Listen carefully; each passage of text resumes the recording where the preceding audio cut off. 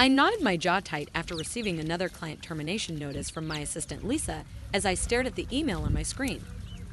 All of them gave the same reason, that they were moving their business to Summit Solutions, my brother David's company. My name is Alexander Chin, and at 35, I was watching the company I had spent 10 years building fall apart piece by piece, not due to market forces or poor choices, but because my own brother had. David has a meeting with them this afternoon. Of course he did. David had been methodically targeting my top clients for months using inside information he gathered during our years of working together before he left to start his own company. Have you heard from the Tours account? I asked Lisa, but I already knew the answer. They've been our biggest client, worth nearly $2 million in annual contracts. Before he decided that destroying mine was his way to success, I said, "Hello, David," in a neutral tone. "Hey, sis." He said, "Hey, sis," with a tone dripping with fake concern. "Just wanted to give you a heads up." I closed my eyes and gripped the phone tighter. "How generous of you, Alex. This is just business. You know how it goes. The strong survive the weak," he said. I asked quietly, "Is this how you raised us to treat family as life was sharp?" "Don't bring Mum into this. She's been gone for 5 years. This is about business, not family, and honestly, you're not cut out for it." I never considered the flash drive in my desk drawer, the one that contained information that could change everything. "Maybe you're right," I said softly. Considering that most of them are leaving, he sounded smug when he finally admitted it. "Tell you what, I'll buy your client less for 10 cents on the dollar. It's more than fair." I looked at Lisa, who was worriedly observing me, and she knew it was in that flash drive too. "I'll think about it," I said. "Is there anything else?" "Yes, Mom's house," I said. "There's no point holding on to it when your company can't even afford it." David knew how much it meant to me, and I understood. I said, my voice steady despite the anger burning in my chest. "Send me the paperwork and I'll review it." After hanging up, I took out the flash drive and connected it to my laptop, and the files inside were exactly as I remembered. Emails and financial records. The property taxes anymore, the house where Mom had raised us after Dad died, and where she taught us about business ethics and the value of family. Client communications that detailed David's methods of stealing from my clients. What he didn't know was that I had been collecting evidence for months, documenting every dishonest tactic, stolen trade secret, and non-compete agreement violation. But that wasn't even the biggest secret. Lisa asked, should I call them, knowing exactly what I was thinking. I nodded, and she picked up her phone to dial tomorrow's meeting. "Hello, Mr. Torres. This is Lisa from Chen Consulting. Miss Chen would like to set up that meeting. We talked about Summit Solutions fraudulent certifications." I grinned as I recalled the day I found out David's biggest error in his haste to steal my clients. He fabricated his company's security certifications, which were necessary to handle government contracts, the same contracts that accounted for 60% of. According to the tour's story, David believed he was ruining my business, but he was really ruining himself. The meeting was scheduled for 9:00 a.m. Lisa said Mr. Torrey sounded really interested in what we had to say, so I got up and walked to my office window, where the city spread out below, including the shiny building where David's business was based. Since his mother always said that success wasn't about being the strongest or the most vicious, but rather about being the smartest and most prepared to do things the right way even when others didn't, I touched the picture of her on my computer.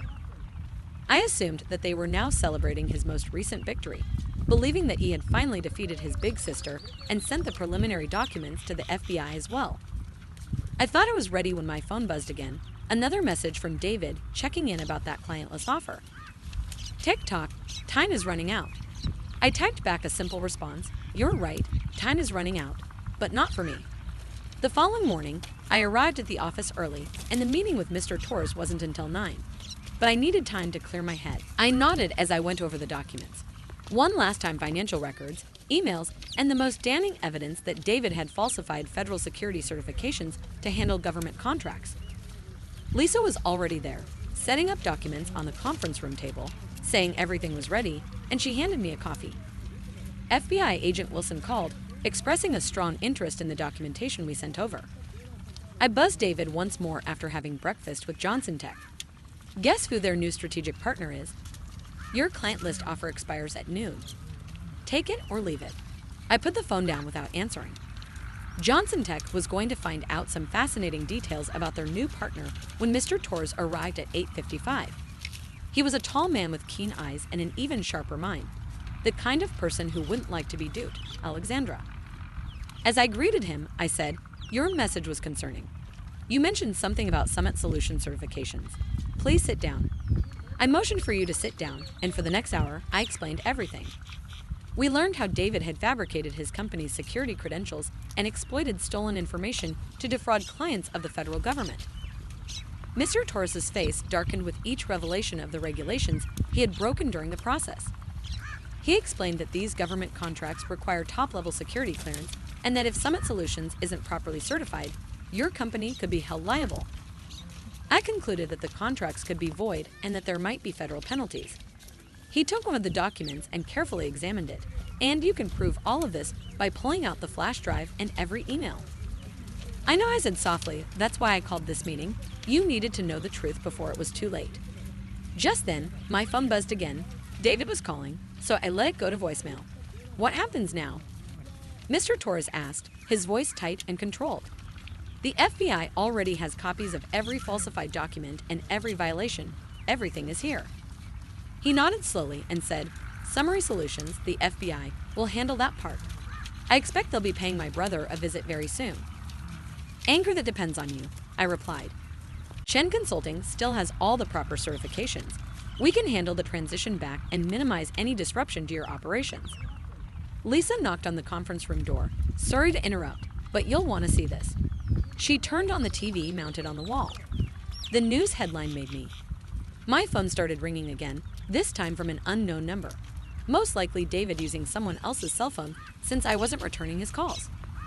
Mr. Torres watched the news footage and saw the shocked and confused expression on David's face as he was escorted out of Summit Solutions, a local tech company that the FBI raided due to funny government certifications. Grimm said, I need to make some calls, and then we should talk about transferring our contracts back to Chen Consulting right away. After he left, Lisa turned to me and asked, should I keep blocking David? I gave it some thought but decided against it. Eventually, when he called again, I put him through, and I didn't have to wait for long. A few minutes later, my phone buzzed again, and I asked, what did you do? David's voice was ragged and terrified. I closed my eyes and recalled all the times he tried to ruin my business, steal from my clients, and take away everything I had worked so hard to build. I said softly, you help me, David. Is this the kind of family support you were talking about? This is different. The FBI said, these are federal charges. I could go to prison. I said calmly, yes, you could have consequences for your actions, David's mom. Taught us to keep in mind that he was silent for a while. But when he spoke again, his voice was different. It was smaller, almost like the little brother I used to know. Please, Alex, I messed up. I know that now, but I need my big sister. I gripped the phone tighter, thinking about everything that had brought us to this point, the decisions he made, the lines he crossed, and I'll have my lawyer contact you. This is the last time. Whatever happens next, we're done. I hung up before he could say anything more. Could reply with a sense of relief as I looked out my office window and saw more news vans arriving at Summit Solutions. The story was unfolding, and Lisa in my doorway said, Johnson Tech is on line 1, and they want to discuss moving their business back to us. I nodded and picked up the phone, realizing that it was time to rebuild what David had attempted to destroy. But this time I knew exactly who I could trust and who I couldn't.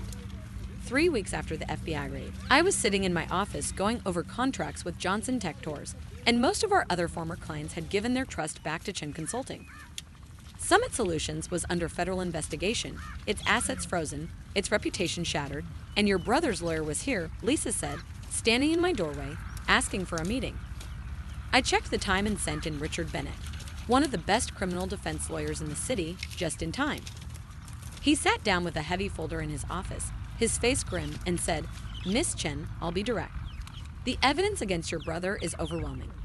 He's looking at serious federal charges, fraud, falsifying documents, and violating government contracts. The prosecutors are talking about 15 to 20 years. I kept my face neutral, and he leaned forward, asking, why are you telling me this? You're the key witness, your testimony, your evidence. David didn't consider family when he was trying to destroy my business, stealing my clients, and threatening to take our childhood home. Since you're his sister, we hope you'll reconsider refusing to cooperate. I said it slowly. You mean lie to federal investigators, withhold evidence, and think about your family. He pressed your mother. My voice was sharp. Don't you dare bring my mother into this." Bennett shifted uneasily because he knows that he made mistakes and is now ready to reimburse your company in full for the money I took from my clients. Money he obtained through fraudulent contracts that money isn't his to offer. But then my phone buzzed, and I saw a text from David saying, "Please help me, Alex. I'm pleading with you. Mom would want you to help family." I showed Bennett the message, and he is still attempting to manipulate me by using our dead mother to avoid consequences. Chen, no. I firmly stated that I would tell you exactly what I was going to do, testify, provide all the evidence I had, and ensure that everyone knew exactly what David did. He is your brother. Bennett tried one last time, yes, and that is why this hurts so much. But sometimes the people who hurt us the most are the ones who are closest to us, and sometimes loving someone needs. After Bennett departed, I drove to her mother's house, the one David had attempted to force me to sell. Her roses were still in bloom, but the garden was overgrown. I sat on the porch steps, remembering all the lessons she had taught us there. "Always do what's right," she would say, even when it's difficult, especially when it's difficult. My phone buzzed again, this time from an unknown number, and I answered. I knew it was Alex Davids. "I'm your brother, yes, you are, and I'm your sister, the one you tried to destroy. Remember the person whose business you sabotaged and whose clients you stole?" His voice was small and broken, and they said, "I'll have to plead guilty because fighting the charges will only make it worse." I said quietly, "Take responsibility for once in your life.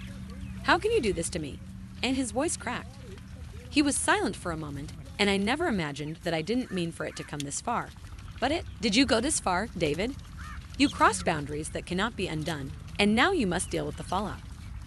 After hanging up, I walked through my mother's garden, touching the roses she loved so much. Tomorrow, I would meet with federal prosecutors and tell them everything, not as payback, but because it was right. 6 months later, I sat in a courtroom as David entered a guilty plea. The judge sentenced him to 12 years in prison with the possibility of parole. As we walked through the overgrown garden, he turned to face me one last time, and I noticed something in his eyes that I had never seen before. That evening, I went back to Mom's house, but this time, Lisa and a few employees were with me. "Are you sure about this?" Lisa asked, and I nodded. Mom always wanted to help people, so this is how we'll honor her memory. The Chen Foundation was already putting up a sign at the front gate supporting ethics in business. In my office at Chen Consulting, I receive a flash drive that started it all as a reminder of everything that had happened, not as a trophy, but as a reminder that sometimes doing the right thing means making the hardest decisions. David's actions had taught me how vulnerable companies could be, and I would use that lesson to help others as we were transforming the house into a nonprofit organization dedicated to helping small businesses protect themselves from fraud and unfair practices. I know I did the right thing for him as well as for myself. Mom always said that true strength isn't in winning at all costs, but in standing up for what's right even when it breaks your heart. As I look at her roses blooming in the foundation's garden, I know she would be proud, not because I won, but because I did it the right way. David writes to me occasionally from prison, and his letters are different now, more reflective and less manipulative. The ones we love the most might sometimes teach us the most difficult lessons, but sometimes those lessons teach us exactly where we must be